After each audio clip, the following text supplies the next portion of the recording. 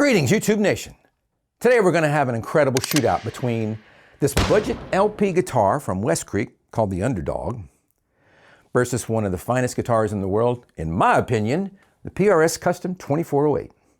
Now, I'm a big believer in PRS.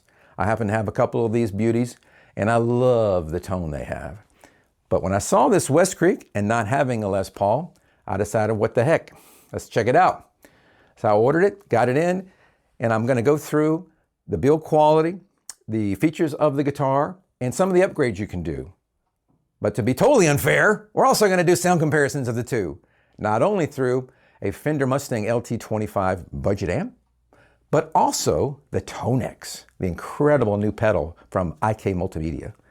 So we're going to have a lot of fun in this video. I'm stoked to get going. Let's go!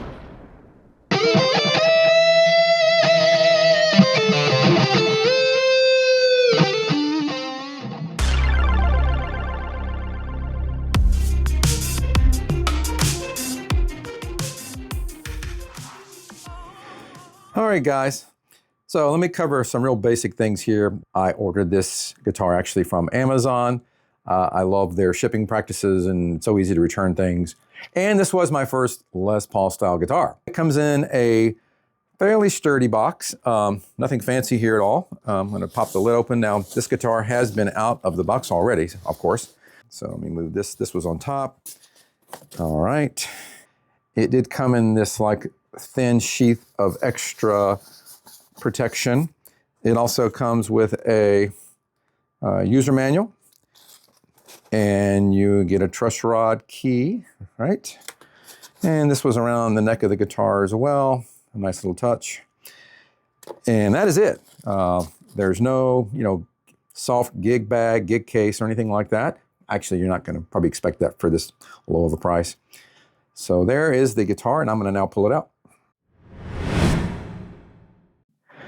Okay, we have it out of the box now, so we can see how this thing is. So yeah, this feels like a nice weight. First impression of the build quality looks quite good. I really like the way they do the carve on the back of the body. The neck joint looks really nice. I'm not seeing anything stand out that looks rough or poor craftsmanship. It looks very smooth. The tuners look very nice as well. Obviously, they're not Grovers, but they look pretty good. They feel pretty solid. Let's take a look at the front again. Yeah, the finish looks really good from a first glance. I love the zebra pickup design. I've always favored that. Bridge and tailpiece look good as well. Yeah, the knobs feel smooth. I don't feel any odd play in those. Turn freely, no issues there. Switch is nice. And so, yeah, first impression, I like it. Very substantial guitar for the price point. So I really like this finish. Like I say, it's a lemon burst finish, and I like the way they do the body binding. Obviously, it's not a $3,000 Gibson guitar, but the finish looks nice. Also, the pickup covers look like they're straight. I'm not seeing any crooked edges there. I did notice some squeakiness, which is likely due to some oxidation or other things on the frets, so I do plan to polish the frets. I don't know if you can hear it or not. You can hear a little bit there.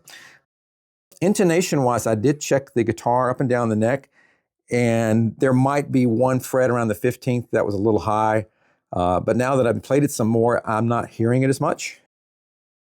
So I do plan to take the strings off and polish the frets, oil the neck, and then maybe check the action, maybe raise it up just slightly.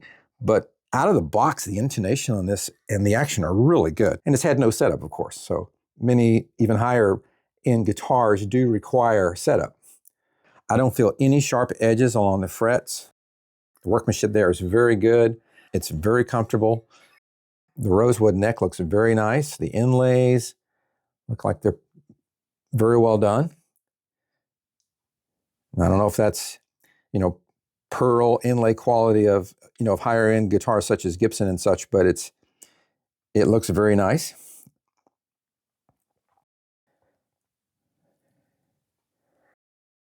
Okay, and the one thing I did notice was a couple of small blemishes in the finish. I don't see these as deal breakers, but you can kind of see them there. They look like a little smudge or something there. They're very small. And there was one tiny little thing over here. I'm happy with it so far.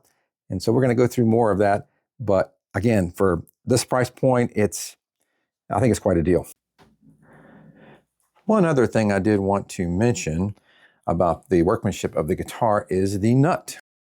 Now that is a bone nut, not a plastic nut that you typically find on lower priced guitars. That is bone, along with the stainless steel frets, which also is an upgrade over, say, nickel type frets.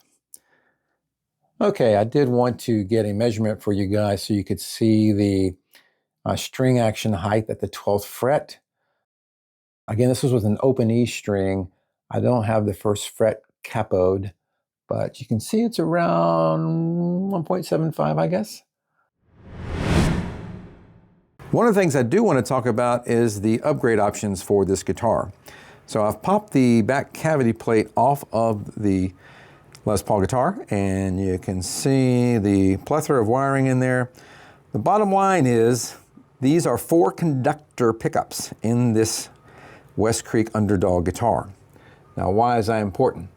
So the reason that's important is because if you're looking to swap them out for something like, say, Seymour Duncan JB59s or a budget Alinco 2s from Amazon, for instance, with the 4 conductor wiring, your installation is going to be plug and play for all the advanced features. If you want to do coil splitting, out of phase wiring, whatever you wish, as opposed to the single conductor with the braided ground wire. Now for tuners, I would probably upgrade to locking tuners.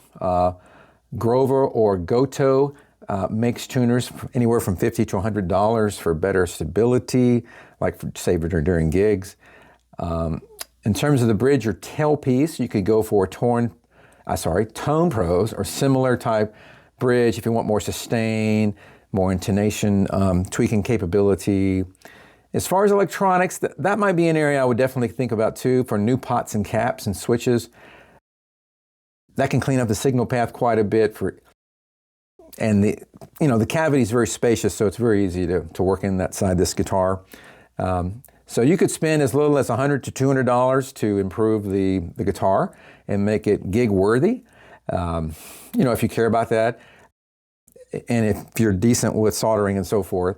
Or you could go more and spend $300 or $400 and have a really top-notch Les Paul copy guitar. All right, so here we are, ready now for the most important part, the sound test between the Westcreek Underdog and the custom PRS 2408.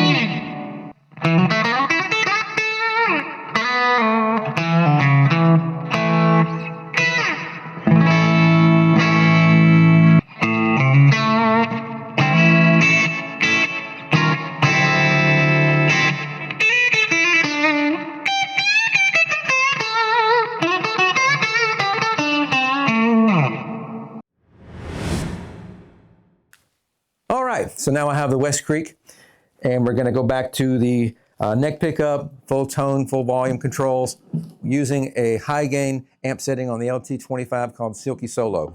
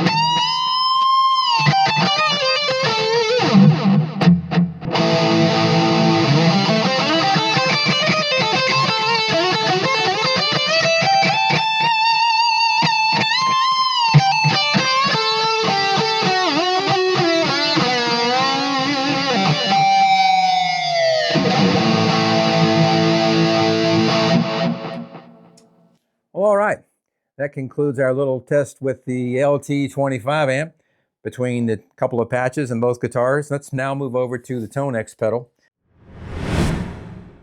All right, we are back now with the ToneX pedal with the Westcreek Underdog Les Paul guitar. We're going to run through a Fender Twin sound from the ToneX ToneNet library collection. And we'll start off again with the neck pickup.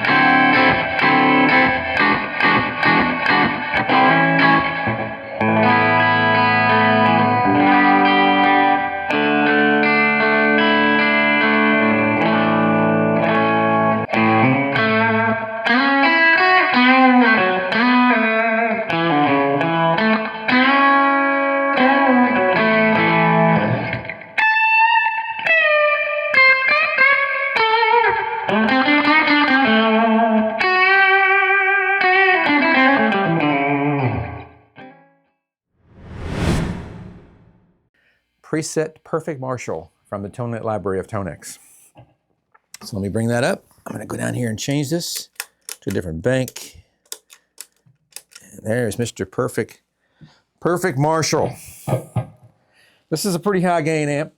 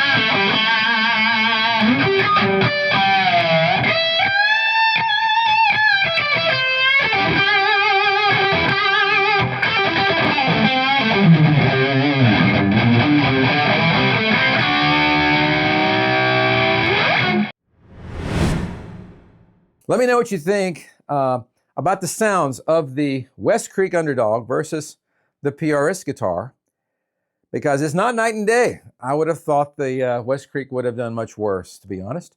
But I'm really curious about your comments. What do you think about the guitar, the workmanship? Do you think it's worth upgrading? Do you hate it because it's made in China? I totally understand. You know, I may buy another Les Paul after doing this. I have not owned one before. Silly me, all these years. I just didn't like the style of the neck and the weight of the guitar. But after playing that Westcreek, I'm definitely going to take another look at the Epiphones, definitely, and as well maybe as some of the lower end Gibsons. So if you like this video, give me a thumbs up, subscribe, and I'll see you in the next one. Keep on rocking.